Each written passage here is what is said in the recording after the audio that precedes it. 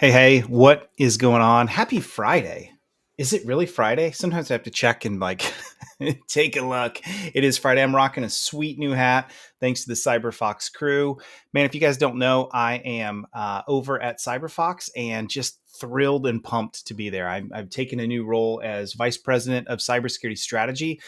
Let me tell you, it's been some time in coming, and I'm really excited about the opportunity. It's one of those things that for me is something I've just been really excited about the opportunity for, and excited about kind of what's going to be happening there and what we're doing. And man, Dave Bellini and Adam Slutskin, man, just two amazing individuals, and really not just Adam and Dave. I mean, behind the scenes, there's just so many amazing people having so many conversations throughout the week and just getting started and onboarding. And I'm telling you, really excited what's going on with the CyberFox crew.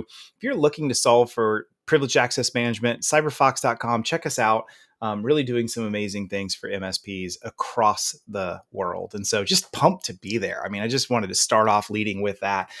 So let's talk about some of the things that are happening here. We've got some interesting news that I wanted to break into and cover. And first of all, if you're listening today and there's a bunch of you on, and once again, Restream's doing what it's always saying. It says there's 0 people on the stream, but my phone says that is not true. So say hi to me if you're here on the stream. Let me know you're listening. Let me know who you are. Say hello. I've got the comments open, so I'll be able to see you say hello. What we're going to jump into is some brand new data, or really some news that's come out of CISA. So Jen, if you don't know, Jen Easterly, director of CISA, really big fan of Director Easterly. I mean, she's really awesome. She's done a great job in terms of advocating for cybersecurity.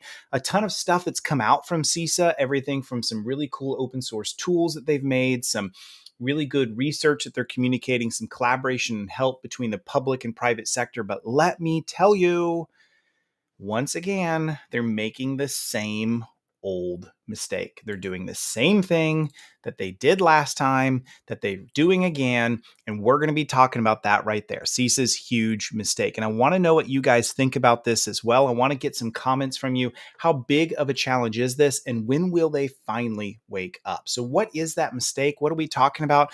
Let's just dive right into the article. So this right here is from CISA. Travis, good to see you on. I'm glad you're listening, and no worries, my friend. It's always good to be listening, even if it's on a delay. So I see you there. And what's up, my friend? Okay, so let's take a look at this article here because it's some pretty interesting stuff. That's not working. Let's turn off the chat for just a second here. There we go. That's a whole bunch of better. So in fact, I'll just do it this way. Okay, so let's take a look at what we see here. So this comes in from Dark Reading.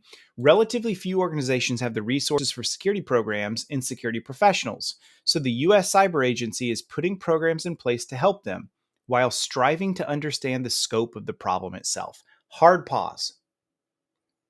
Think about this for a minute. Do we agree? Well, of course we agree with this. I mean, in the sense of like, sure, small and mid-sized organizations can't compete. They don't have the resources. They don't have the staff. They don't have the knowledge. They don't have the budget that Bank of America does, that Sony does, that HCA Healthcare does. They just don't have the resources. We know this. We've known this for years, for decades. In the past 7 years, bad guys have taken advantage of it. We know that too. So what are we doing about it? That should be the question. The other question should be, what have we done about it? And I think there's a big, is it schism? Is that the right word? There's a big gap, words are hard for me, between what the private sector knows that needs to be done and what the federal government thinks should be done. And the reason for this gap, this schism, is because we're coming at it from different angles. And is in all things, those that are closest to the ground source of truth typically have a better perspective. You look at war, for example. Getting intelligence back from boots on the ground is far more important to the generals making decisions than almost anything else. And this is the problem. If I could criticize CISA for one thing, it's simply this. They do not do a very good job at listening to the boots on the ground. Now, you may think I'm crazy. You may think I'm off my rocker, but let me prove this to you. Let me demonstrate this to you. Let's go back to the article and let's take a look at what's happening here. We agree that few organizations have the resources to do the right things. We know this, right?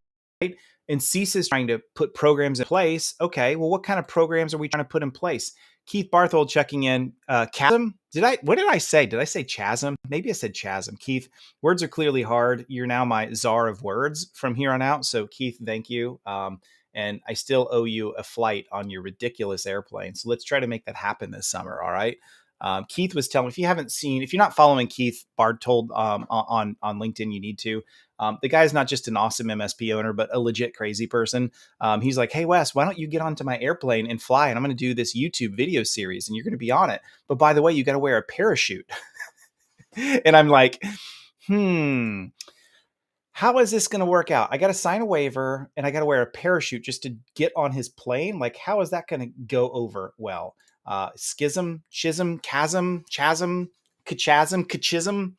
I don't know what the right words are here, but like I said, words are hard, but definitely check out Keith, what he's doing. Awesome MSP owner. Thanks for checking in. And yes, I'm going to get on your plane, Keith.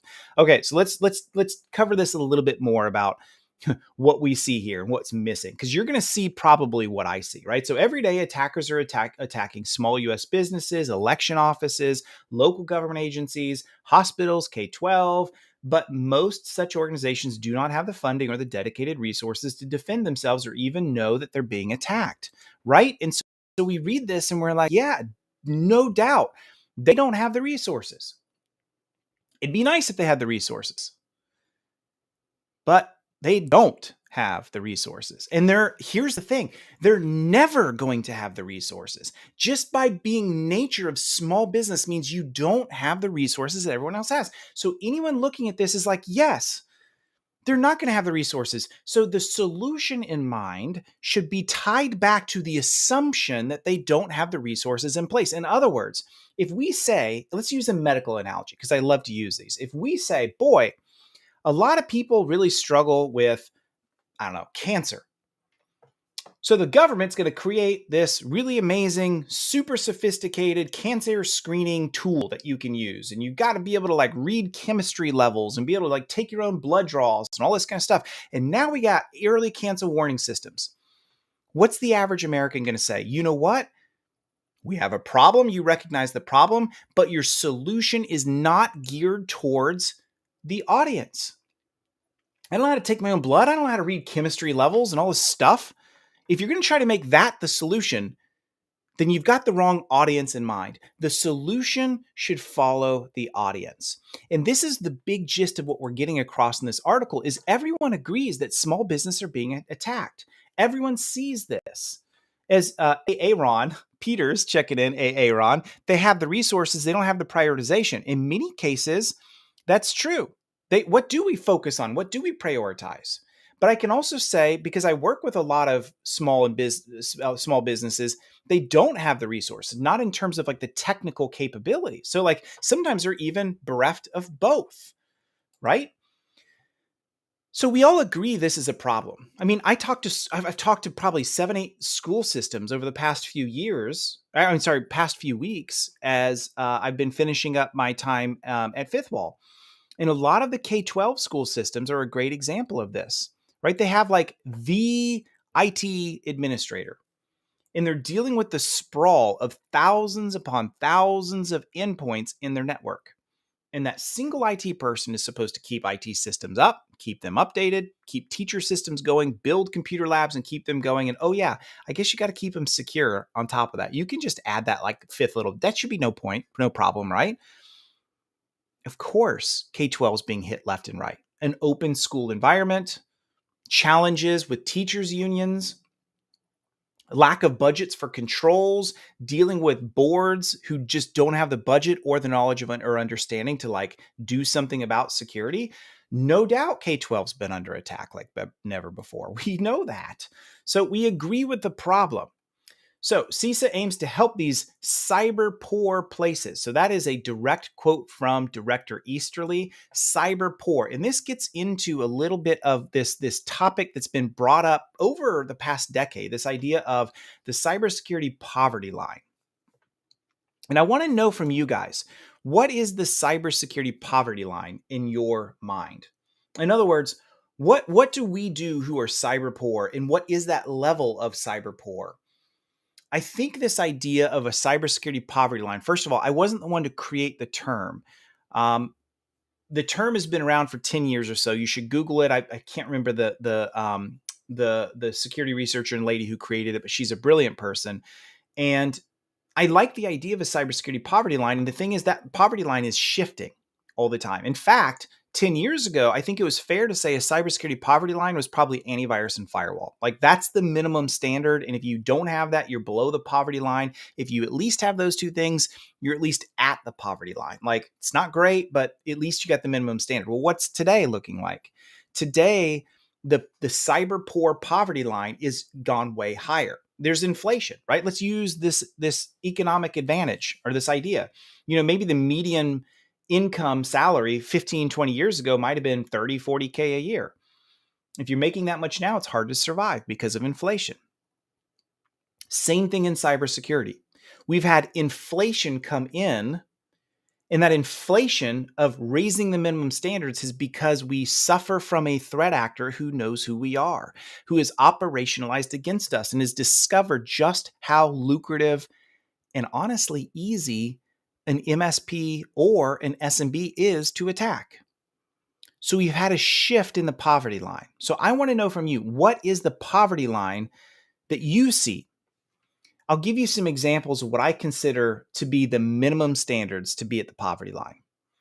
First thing is, you should be doing multi-factor everywhere. Now, I hear you and I know this. Multi-factor is bypassable. There are fatigue attacks. There are API-based attacks. There are ways we can bypass MFA, sure. But until Microsoft comes to me and says, hey, you know what? 99% of the attacks that we see could have been stopped if we had multi-factor in place. Until we see them come in and say a different story, like 40%, I'm going to continue to say we need MFA in place. It's like this idea of, look, I know of somebody that got in a wreck and they had their seatbelt on and that caused the fatality. That's sad. But does that mean we turn, it's really sad, but does that mean we say seatbelts are terrible? No, we know how valuable they are. Oh, Aaron checking in. Oh, he's referring to all resources, not just internal. Yeah, totally hear you, my friend. Totally hear you on that one. So that's one. MFA everywhere is one. Another one that I would point to is EDR everywhere. We know that EDR platforms are one of the most important things you can put in place. If you want an example of an awesome EDR platform, check out my friends at Huntress. Not being paid to say it, get $0 out of it. I just know they're awesome. Big fan of Huntress. They're an EDR platform that can actually look for footholds and see the beginnings of bad stuff happening before the real bad outcome happens. So EDR everywhere is the new minimum poverty line. Vulnerability management, like literally scanning your networks for vulnerabilities and having a patching hygiene and regimen in place. Not just like, oh, we just enabled auto updates on Windows, but actually looking for vulnerabilities, that internal and external. That's the minimum poverty line. Identity management, what we're doing at CyberFox. Who are your users? Do you have admin sprawl everywhere? Because if you do, you're not going to be able to lock your house down. The instant a bad guy gets even minimum levels of access to a machine, bad things happen. The fact that they can install anything, bad things happen. Cybersecurity awareness training. Another example, look at my friends at Fin, finsec.io, PHIN.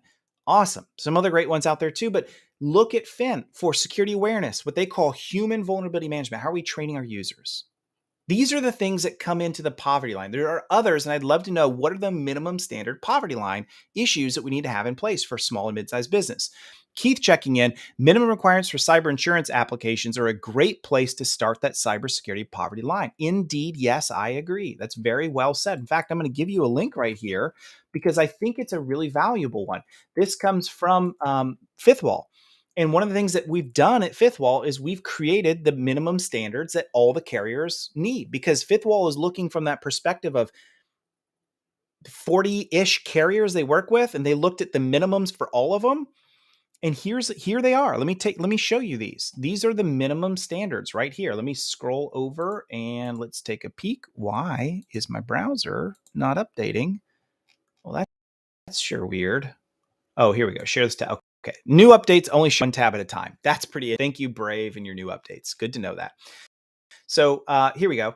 So here are the minimum standards according to Fifth Wall. If you want access to this, 5 practices that lead to cyber insurance, or just DM me, I'll get you a link. But here you are, MFA everywhere, segregated backups, EDR, next generation antivirus, cybersecurity training for your employees. Those are the standards. Those are the things that we Travis, I can post it. I don't have posting ability in here in directly. So, but just DM me and I'll get you a link over to this article, right? So those are the minimum standards, the things that we need. Okay. Now, the reason I show all this is because this minimum cybersecurity poverty line is not the level that you should adhere to. It's the minimum level that you should accept.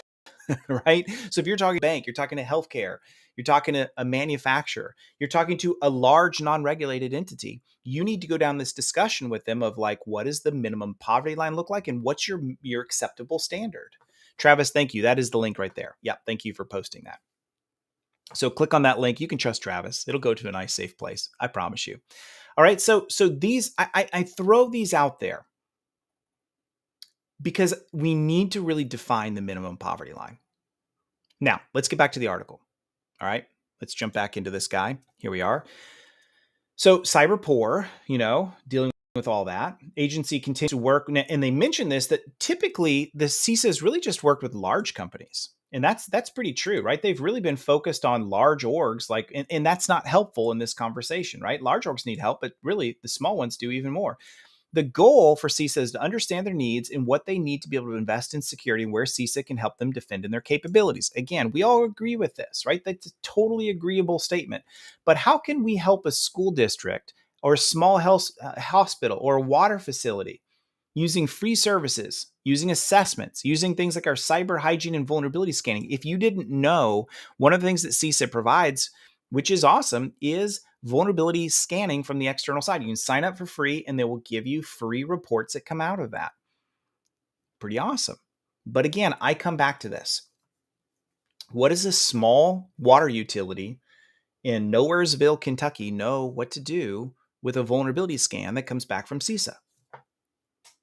Remember, this goes back to, if you've just joined us, we're talking about this idea of what CISA, they're trying to help the SMB space, but they're missing and forgetting about how we solve it. So great, give me a vulnerability scanner report, but you're assuming that we have somebody that works there that knows what to do about it, knows how to read it, knows how to interpret it, knows how to prioritize it, and knows how to address the issues that come out of it. And let me tell you, most SMBs don't have that capability. They don't have that person. Even if they have that person is overworked and overwhelmed and just doesn't have the ability to tackle all of this stuff, right? So this is the problem that we have. So you guys know where I'm driving at here, right? Director Easterly went on to say, can we help them reduce the threats? So we're trying to spend a whole year doing this. And at the end of the year, we'll see if we've been able to make any difference. Let me just say something hard and fast right here on this live stream. There is but one KPI for us to look at to know that at the end of this year, if they've done it right. And you know what that KPI is? Did you include MSPs directly, deeply, and intentfully into your analysis of reducing threats? So at the end of the year, it's this simple, Director Easterly. I'm just telling you, and I wish someone would share this webinar with her. If you don't include MSPs in the centerpiece of this solution strategy to help SMBs reduce their threats, you've failed. Straight away. It's an A or an F. It's black and white. Now, I realize not all SMBs use an MSP, but almost all of them do in some form or fashion. So if we don't include MSPs into our strategy, CISA, we've failed from the get-go. Going back to that analogy, if we're expecting, using that cancer analogy, if we're expecting patients to be able to self-diagnose themselves and know what to do with cancer, we're missing the boat. So we shouldn't give that tool and that research for cancer to the end user. We should give it to a doctor who knows how to interpret it and handle it. In the same way, MSPs are like that doctor for their SMBs or for their patients, the same exact thing. So I applaud what CISA is doing. And I'm so glad and thankful that they're finally saying, these small businesses are under attack like crazy. And we've seen way more damages in the SMB sector than we have up market, just when you aggregate everything. So let's focus on them. but you're missing MSPs. How do I know this? Let me just do this for you. Control F, MSP, you can't see that, and I get 0 out of 0 hits. Literally, the word MSP does not come up in this article. Now, it could just be dark reading is missing MSP, but I know they're not because they're quoting everything that came out of this meeting, this conference with Director Easterly. I just have a problem with this. And I'm curious to know in chat, give me some comments. Do you guys have a problem with this as well? Like, here's the deal. If I am in Director Easterly's seat, again, I'm not criticizing her. She's done a great job, but she and her staff are missing the key critical element. You do not secure the SMB sector until you include MSPs, period. So I'm just thinking, looking at this, like if I'm in her shoes, what I'm saying is all the things she said, we're going to focus on helping them. We're going to provide free vulnerability assessments. We're going to spend a year looking at this and helping reduce threats. And the way we're going to do this is we are going to be working part and parcel, hand in hand with MSPs. We've actually assembled a whole team of advisory MSPs led by my good friend Jason Slagle, is how I would do it. And we've gone down this journey to help and start. But it's not here. That comment does not exist. And that's a problem. It's a huge problem. So let's continue to look at the article because there's still some good stuff in it. But we have an audience problem with CISA. So the focus on smaller organizations acknowledges that SMBs, local government, schools, etc., have been overlooked. The government always tried to do these public-private partnerships for quite some time, but they typically focused on the large side. But look at the problem with this. Especially ransomware gangs have hunted for smaller groups who do not have deep cybersecurity resources. These groups are numerous. 99% of all businesses in the US have 250 employees or less. And pretty much outside of a bank, pretty much, other than banks, any org that's 250 or less probably doesn't even have one dedicated security resource. Probably couldn't even tell you what EDR stands for. Probably couldn't even produce a vulnerability scan report if they asked. Probably couldn't. Eddie Phillips checking in. I'm skeptical that an SMB would dedicate the training resources and commitment to security that an MSP would, but I might be a bit biased. No, Eddie, you're right. So, I mean, that's it, right? They are not going to do it because they are not going to understand the threat until they have been attacked. Here's the problem with security. I've been saying this for years. People don't care about security until they care. And when they care, it's because they've been forced to care because they've been hit by something and they point their finger at you and say, how could you have let this happen as an MSP? So Eddie, you're completely right. I 100% agree with you. You got to have an MSP in place that can train, that can teach, that can educate, that can show a security roadmap and show here's where we're at, here's where we need to get, and here's how we're going to get there. It's not going to be cheap, but it's also not going to be something you can't afford either. We can do this. Only an MSP can solve that for the SMB sector. Only. I know I'm speaking in black and whites today, but it's pretty much true. Travis checking in. You should try having a cyber insurance claim without an MSP or at least a dedicated security person. It's rough. This is just like that. You can't tell someone to do something they don't know how to do, especially around technology. Yep. Totally agree with that. I love we're seeing this. Audience, you guys are just rocking it today. You guys see the problem as I see it. So let's jump into this article just a bit more. Really great feedback. Thank you all for this. So 99% of small business is 250 employees or less, which means they don't have a security resource. And if they do, they have one. So they're still not doing security the way they need to. We really tried, I quoted this here, we really tried to shift the paradigm from decades of public-private partnerships, which frankly were episodic and unidirectional and not necessarily the right type of mechanism that we needed to defend the country. Correct. So she's saying we're doing this periodically here and there when we seem to need them. And it's sort of unidirectional just for all the industry involved. We're not focusing on industry sectors. We're not focusing on size of industry. Correct. All of this is correct. It's been very just throwing it out there. Oh, here's a burning issue.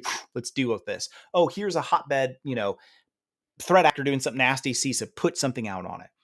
But they haven't really, it's been episodic in nature. So completely agree with this. It's been a problem. So now to get into part of what Director Easterly's solution kind of is in mind, right? And before I get to it, let me get back over to this quote from my good friend Aaron. Even when they care, they still don't understand how to remedy it. I agree. like a doctor being required to perform their own CPA audit. Very well. That's a great analogy. They can speak the words all they want, but they didn't get into business to be a CPA. They got into business to heal people. Yes, it goes into this idea of like who, not how. My good friend Kyle Christensen always talks about this who, not how. So if I'm a CPA, I should be wanting to handle finances. If I'm a doctor, I should be wanting to handle medical stuff. They don't want to cross paths. I want to go find someone that can help me so I can do the thing I do best. That's the key. That has always been the key. You're exactly right, my friend Ron. That's exactly what we're trying to solve here. So MSPs need to be able to communicate that to the client. Hey, look, your job is to build these widgets for this contract. I love that. Good for you. That's how you make money. My job is to help you to be able to do that. My job is to let you be able to grow and scale and be efficient and not have outages and deal with any external risks that you may have so that you can continue to grow and scale your business. I'm an enabler for you, Miss Client. That's my goal. That's my job. Very well said. Doctor's job, same way. I'm here to keep you alive so you can live a wonderful life. So very great quote from there. Totally agree. So here's the government's approach to this is this idea of NIST, National Institute of Standards and Technology. It's considered the gold standard for communicating a cybersecurity plan for a business. The document is hard to understand and implementation is difficult. Yes, it is. Have you ever seen the NIST CSF? I'm a big fan of it. I've been talking about this thing for years, but it's very, very, very descriptive. It doesn't tell you exactly what to do and how to do it. And it certainly doesn't work down market. Now, why is that? Let me just tell you why it is. The CSF, as awesome as it is, was created in 2013. It was created by government and help from large industry. Because in 2013, small business wasn't under attack and wasn't a target like they are today. So I'll just say it verbatim. SMB was not in the audience of focus when the CSF was created. When President Obama put his directive out to issue out a national cybersecurity standard, SMBs were not considered. Let's just be honest. Let's call a spade. They weren't really considered in this. And so this is why when it talks about you should do all these things and have a process for this and people for that, people are like, I don't know what that means nor how to do it. That's okay. Like at the end of the day, what do we talk about in the startup world? We talk about this idea of iterating to success. So we did something for a while and it worked for a while, but it could be better. We iterate to fix. We threw something out there. It didn't work well. We iterate and correct, right? We fail fast to succeed. Unfortunately, the NIST CSF is fail slow and not succeed because what should have been done within as soon as 2018 and 2019 rolled along, they should have immediately come out and said, you know what, we're going to create an SMB version of the NIST CSF. They never did.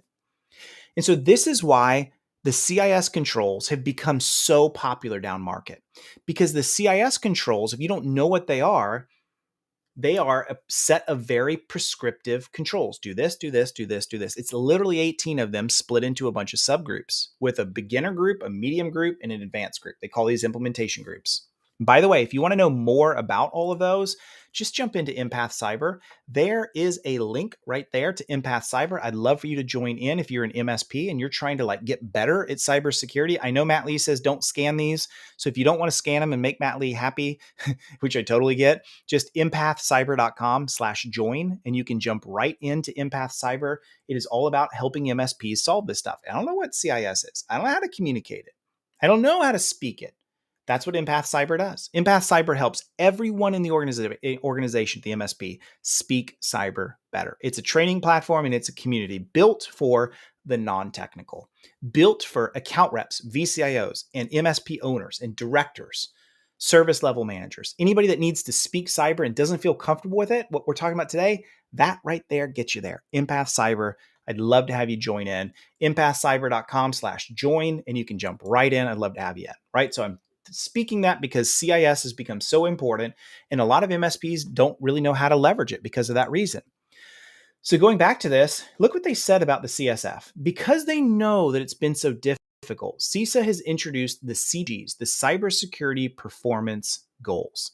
Now, if you don't know what the CPGs are, let me just tell you a couple things. One is at Empath, we did a full deep dive into the CPGs. If you would like to see that, DM me. I will just give you a free copy. I've got it available for you. You don't even have to join member. Eric, thank you. He put a link right up there, empathcyber.com/join. Thank you, Eric, brother. The CPGs is a way that they sort of said, you know what we're going to do? We recognize that this monstrosity of the cybersecurity framework is so difficult down market. What do we actually focus on? On these pages and pages and pages of do stuff, what's the most important? Where do I start? Well, A, the CIS controls have already solved for that. But B, because the NIST CSF needed this solution, they created the CPGs. Now, I'm a big fan of the CPGs. I'm not going to go into it today. I could do a live stream on it later. And if you want a copy of what I cover, just DM me and I'll give you a copy. But the CPGs cover kind of like, I think it's like 8 of the most important pieces of the CSF, which have the most bang for the buck. And I think that's awesome. But you know what? We still have a problem. You know what that problem is? I can give those CPGs to a client, to an SMB, and I can say, these are hard. I'm sorry, these may look hard, but these are the things you want to address. And they look at that and go, well, I don't even know how to like disable admin accounts. So like, thank you for sending this to me. I guess I theoretically understand what this means. And I understand how you're saying that this is like in the red as far as like one of the most important things to address because the CPGs told me it's a critical issue, but how do I do that again? So you see how we're missing this? Like I applaud the CPGs. I'm a big fan of them. But once again, we're missing the audience. We're missing MSPs out of this. And it's a huge problem. The CPGs have really helped in terms of, again, an easier, simpler metric that these ends can use to help drive down the risks, but only if we have an MSP that can help them do this. Otherwise, they're still bereft of the ability to do anything. Ransomware is a particular focus. We know this. CISA has created a vulnerability warning pilot that enables the agency to scan private systems and come back and say, hey, look, looks like you've been hit by something. I think that's awesome. But again, what are they going to do about it? We get these tips and they said, we've got this ransomware. You've got this bad stuff on your network. You need to do something about it. So here's my closing thoughts on this. I'd love to see that CISA has woken up. They've gone from, we have these threats. We're going to focus with big companies to solve them. We're going to give you an awesome GitHub repo where you can download free access to a lot of our tools. We're going to have vulnerability scanning stuff. We're going to be doing threat intelligence and publishing threat briefs and reports. And they've done all of this, and yet no real impact from CISA down market. None. Ouch. That hurts. Maybe what we're doing isn't working. So they've come back and they've said, I guess we got to do something with SMBs. So we're going to focus on them. Good. But I still think they're missing the MSP. MSP is the only way we fix this. A quote came in here. Let me see if I can read all this. Let's see here. MSPs got into business to protect other businesses. To negate what an MSP does in any plan will not garner the results that they're looking for. Yep. Do you think that the MSP space is considered fat or snake oil by regulation bodies? As imperative as this model is, I think we're still playing catch up. Think about the auto industry. Auto insurance wasn't even a thing literally until it was understood that cars are only going to be more prolific and they would impact the infrastructure of our safety. Good point. Then regulation came down and required it to be required for driving a car, but it wasn't from a Fed level, it was from a state level. SO does industry level. Yeah. So like a state or a self-governing organization, right? And does not recognize the MSP then as an SMB help the number. So I got a little lost in the end of that text, but yeah, that's a great point, right? So like, I think what we're seeing is in motion here, Ron, to your point, a lot of this happening, right? I covered just a while ago when we saw the National White House Cybersecurity Strategy come out. And there's some focuses in there. And one of those focuses is we're going to push to software manufacturers liability. We're going to try to do that. And then, but how do we actually determine what makes something liable and what doesn't? Well, in a lot of other industries, we have self-governing organizations. Think about attorneys. Each state has their own bar association. That is what determines what an attorney is. They have the ability to grant and revoke your ability to practice law. It's a self-governing organization. Do MSPs need something like that? I argue, yes, we do. But this is a great point that Aaron makes, is that we many of us that are like leading the edge here would all agree, yeah, we need a self-governing organization here. Let's get in front of it before the federal government does. The problem is we're not ready for it yet. And I think Aaron's right here in the sense of like, it took cars a long time to become the standard. We're not getting away from this. It's not a fad. This is the only way we're going to travel in the future. Therefore, we better figure this thing out. I agree with Aaron that I think we're still getting that positive momentum. We're still seeing MSPs prove that this is not a fly-by-night industry. It is here to stay. And I am telling you, it is here to stay. I'll stake my reputation on that. MSPs are not going anywhere. Sure, the makeup of an MSP might change and how big they get with private equity coming in and mergers and acquisitions, but MSPs aren't going anywhere. So I totally agree. And so I think we're still years away from a self-regulating organization, but that is the best outcome for us. That way we can establish what does it mean? Just like we have a poverty line for security, we should have a poverty line or a minimum standard to be an MSP. You can't use the term MSP until you hit this particular standard. So this is great stuff. This is really good communication. This is really great collaboration here around all of this. I just wanted to dive in at the end of this weekend and really get your thoughts going to really start to consider what this means around the minimum standards. Travis, please do. I'd love to talk to Jim. I don't know him, but I would love to do so. And just so you know, I and some others are working with some groups from MITRE and CISA. Jason Slagle, who I mentioned earlier, actually went to DC around some discussions around how do we protect the RMM, which was a big down market consideration.